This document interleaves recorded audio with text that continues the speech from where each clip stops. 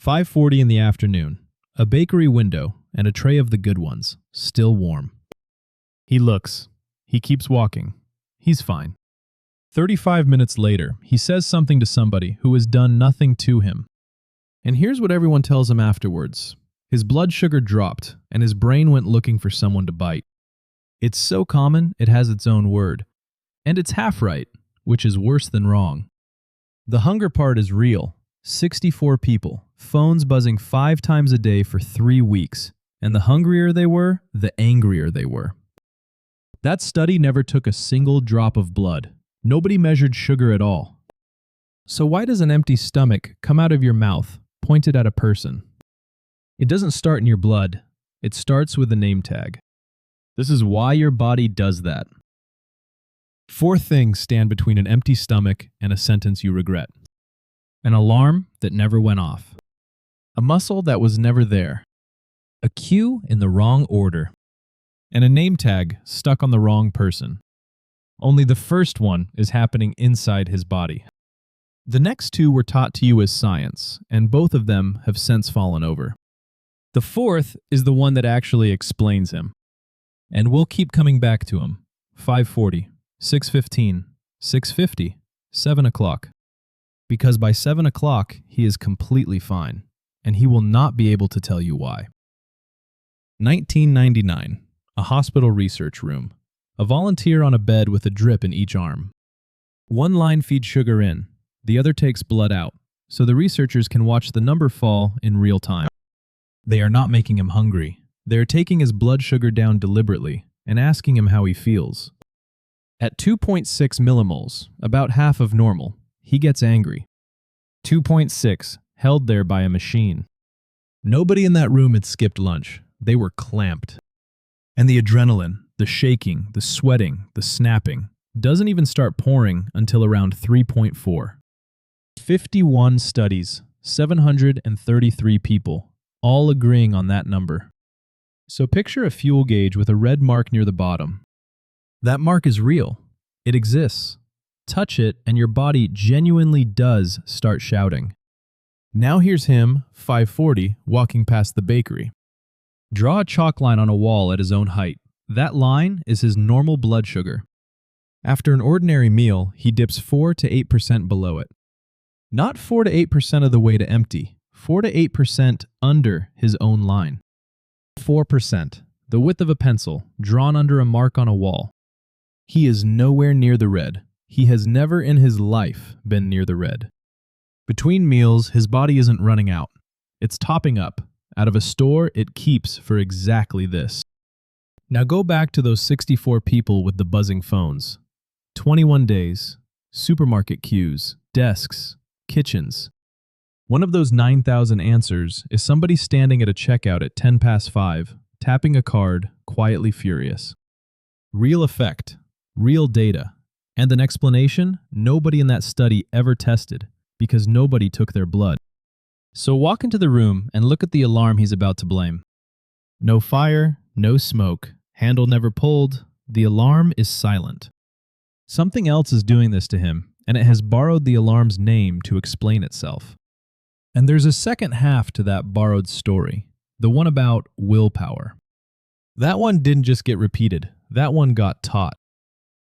6:15, 35 minutes after the bakery. Somebody asks him a completely ordinary question, and he answers it in a voice that surprises both of them. Ask him why, right now, and he'll say he's tired, or they were being annoying, or his blood sugar's low. He will not say, I walked past a bakery. The idea has a picture, and it's a good one, self-control as a flexed arm. Lift something heavy enough times, and the arm gives out. Sugar is the food that feeds the arm. It was in the textbooks. It was in the newspapers. There were diet books built on it. Skip breakfast and you'll snap at someone. Drink something sweet and you'll behave. And the experiment behind it is beautifully simple, which is part of why everybody believed it. You sit somebody down and make them do something boring and effortful. Then you hand them a drink. Half of them get sugar, half get something that tastes identical and isn't. Then you give everyone a harder task and time how long they last before they give up. The sugar group lasted longer. That was the finding, and for about 15 years it was simply true. In 2016, 23 laboratories decided to check, all at once. 2,141 people between them.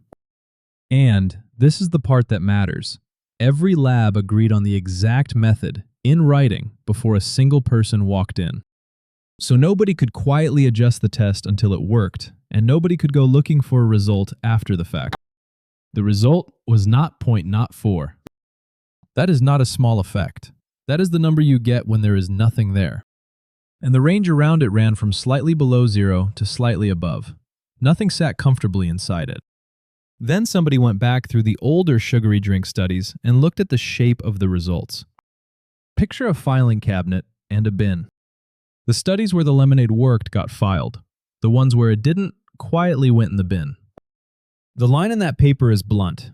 Refrain from drawing any conclusions about glucose and self-control.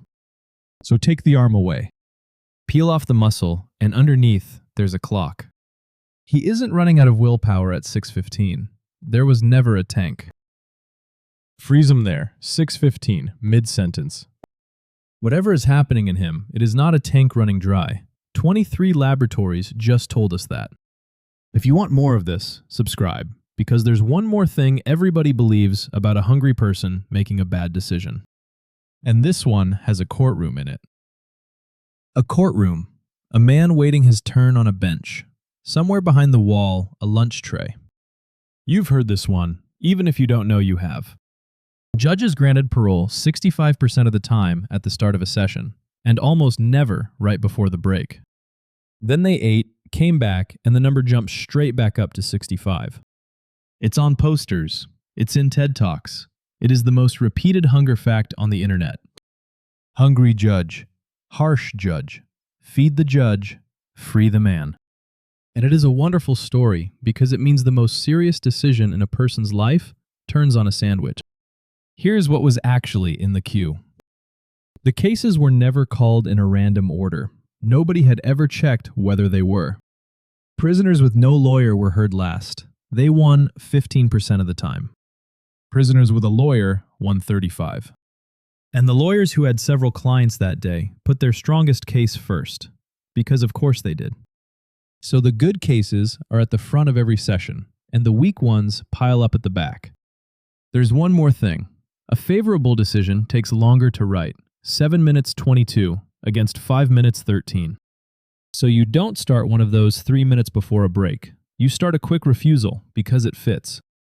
Somebody even simulated a perfectly rational judge. No hunger, no mood, no blood sugar at all, just a clock and a cue, and got the same falling curve.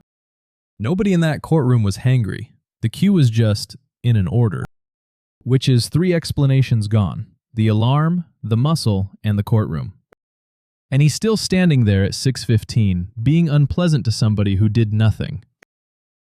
6:50, he eats. Not much. A sandwich, standing up, in about 4 minutes. And here's what nobody can explain to him. Within 20 minutes, he is a different person. His blood sugar had almost nothing to do with it. Because hunger doesn't make you weak. It does something much stranger than that. A room, 50 people. Each of them comes in twice. Once having eaten, once after 10 hours with nothing. Nobody is asked to resist anything.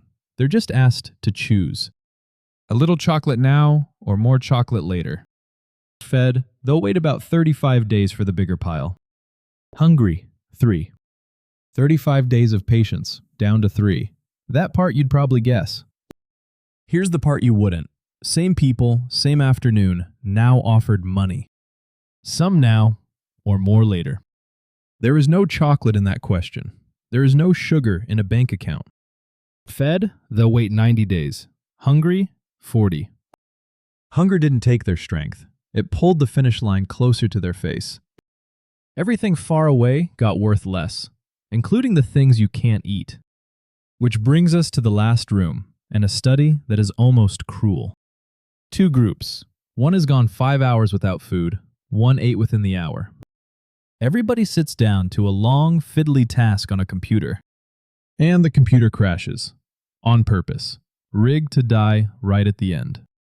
Then a researcher walks in, tells them they'll have to start again, and makes it clear it was their fault. The hungry group came out of that room reporting far more unpleasant, high-energy feeling, and far more hatred toward the researcher. That is hanger. In a lab, on the record. Except it only happened to half of them. Because before the task, some of the hungry ones had been stopped and asked to describe what they were feeling in their body. Same hunger, same rigged computer, same researcher. That group showed no hanger at all. Nothing was added. No food, no sugar, no rest. Somebody just made them read the label first. And in that very same paper, the hungry people didn't give up any sooner on a hard task than the fed ones did. The muscle failed one more time, inside the study that proved hanger is real. So here is what his body is actually doing at 6:15. It makes a feeling, a real one, unpleasant, restless, urgent. And it hands it to him with no name on it. His head will not leave it blank. It looks around the room for a reason. And there is a person in the room. He isn't angry at them. He's hungry, and they were standing nearby. 7 o'clock, 5 minutes after the sandwich. He's fine, completely fine. And if you ask him what happened, he'll say he doesn't know. He was just in a mood. An alarm that never went off. A muscle that was never there. A cue in the wrong order. And a name tag stuck on the wrong person. Which is why the fix isn't a chocolate bar. It's 4 words, said to yourself before you say anything to anybody else.